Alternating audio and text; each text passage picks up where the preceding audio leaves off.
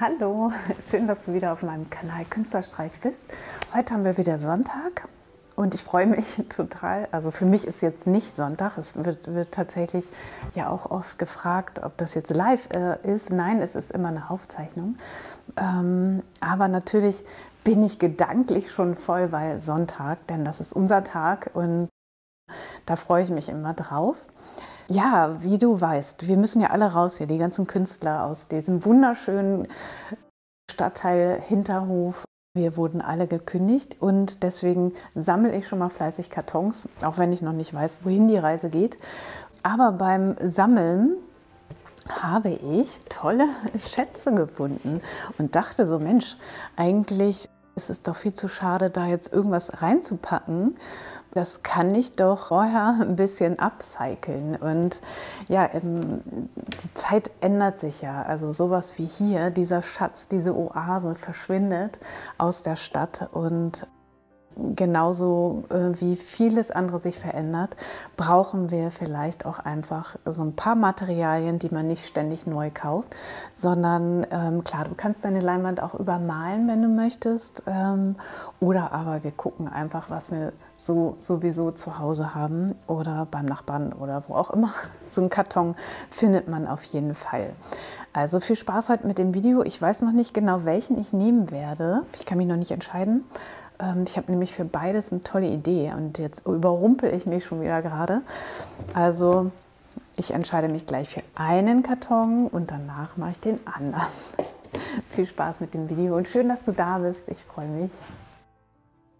Ich habe mich jetzt entschieden.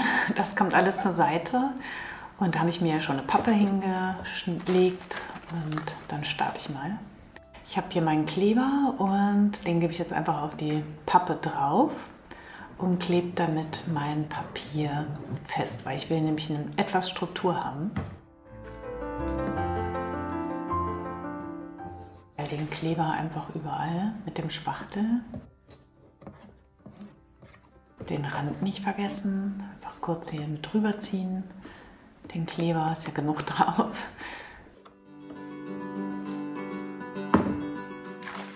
Das Papier drauf, einfach ein bisschen andrücken, kurz trocknen lassen. Ich nehme einfach einen Föhn dazu. Ja. Ich schreibe die Materialien wieder wie immer unter das Video, da schau einfach wieder rein.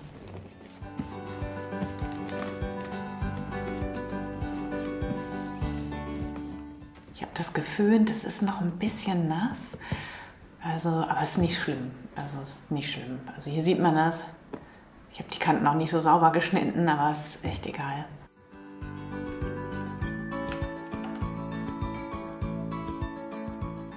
Ich fange jetzt erstmal mit Schwarz an. Gebe hier einfach, wow, Schwarz drauf. Schwarz wollte ich auch nochmal als Thema machen. Da kommt auch noch ein Video zu. Und das ist witzig. Ich gehe jetzt einfach mal eben in die Savanne. Das erinnert mich voll an ein Zebra gerade. Das ist witzig. So kommen auch wieder neue Ideen. Also schau dir das hier an, was hier passiert. Das sieht wirklich aus wie ein Zebra.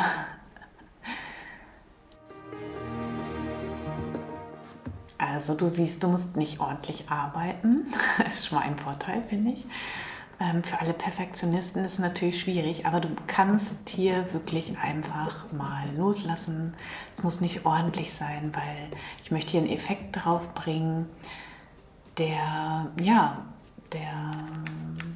wo das eigentlich das Nicht-Ordentliche dem Werk einen schönen Charakter geben soll. So vielleicht.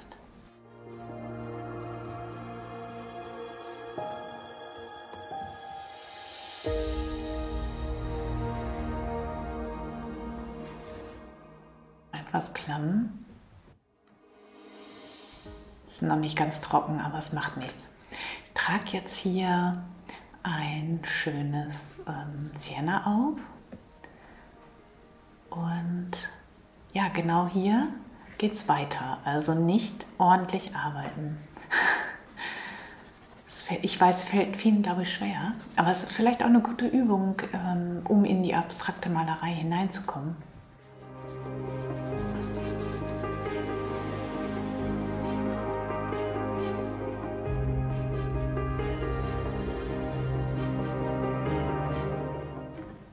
Wasser.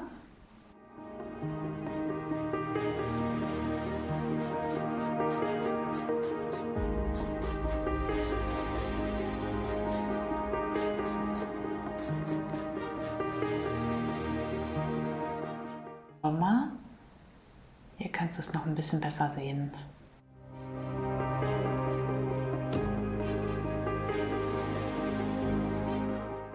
Den anderen Rand auch noch mal ein bisschen einfärben. Und jetzt sieht es schon fast so aus wie Rost. Ja, der Farbton macht es einfach.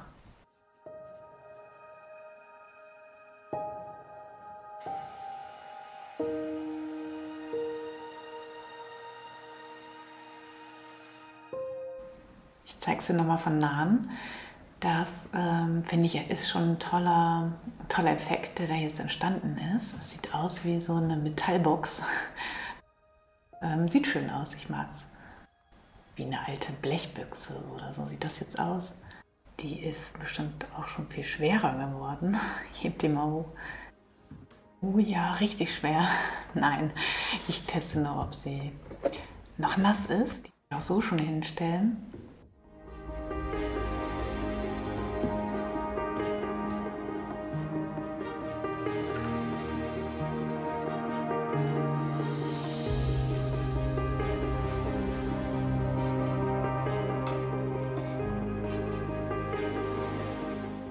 So, jetzt kommt aber das Beste. Ich habe es hier schon verdünnt ausprobiert. Jetzt brauche ich da drauf Türkis, Kupfer, Gold. Nein, kein Gold heute, aber Kupfer möchte ich gerne sehen. Also so grün, Türkis möchte ich jetzt hier drauf bringen und das eben ja, bunt machen, wie der Herbst. Genau, es erinnert mich jetzt auch an den Herbst.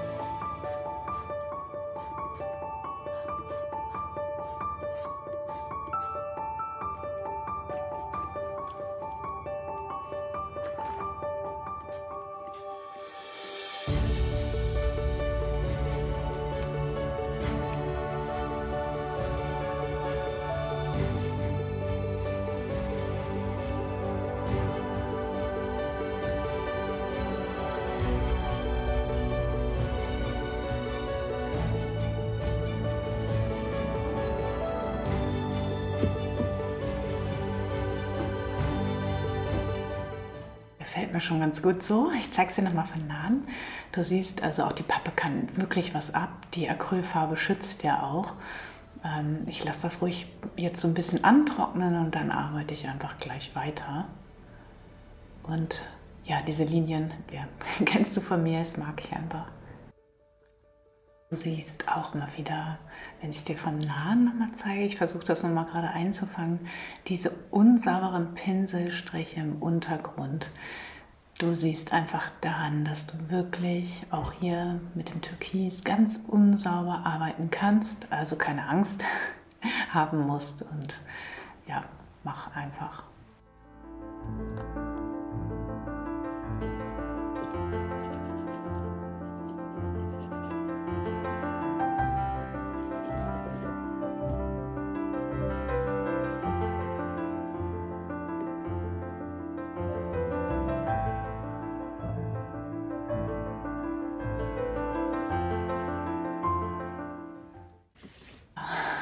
Das gefällt mir gut. Ich lasse es so. Mehr mache ich daran nicht. wird einen Platz finden bei mir zu Hause. Und damit läute ich jetzt meinen Herbst auch zu Hause ein, denn es ist schon kalt. Morgens hat man zum Teil schon so einen kleinen Nebel auf dem Feld. Und ja, das gefällt mir. Die Farben mag ich total gerne und es ist einfach ein nettes Objekt, mal so, mal nicht zum Hängen, sondern einfach auch mal zum Stellen. Also viel Spaß und mach deins draus. Danke fürs Zuschauen. Tschüss.